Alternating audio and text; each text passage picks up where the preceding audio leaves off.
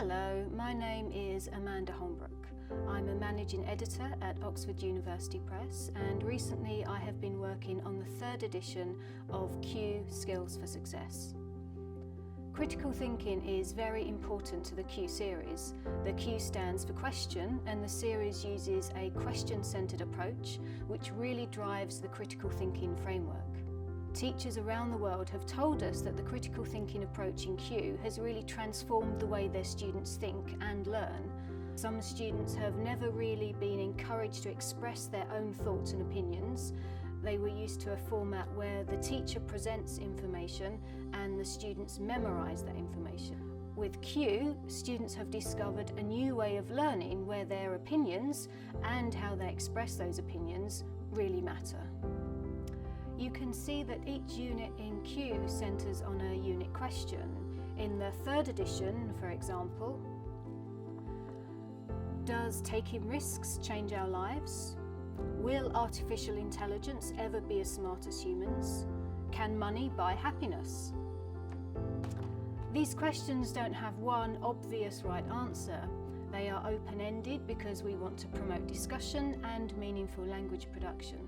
We spent a lot of time with the authors, finding the right questions for each topic. We really want students and teachers to be engaged and interested from the very beginning of each unit. In this new edition of Q, we decided to feature critical thinking more prominently. We worked with a critical thinking consultant to develop some new features. First, we added headings on the activities that signal the critical thinking skills that each activity targets. Identify, categorise, apply, for example.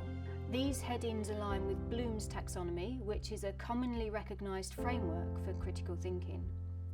We also added a critical thinking strategy in every unit and engaged the critical thinking expert to work with the authors on developing them. Some of the strategies Q covers are interpreting information, comparing and contrasting, and synthesising information. The authors wrote a first draft and the consultant reviewed them and made suggestions to help explain things better or give more information.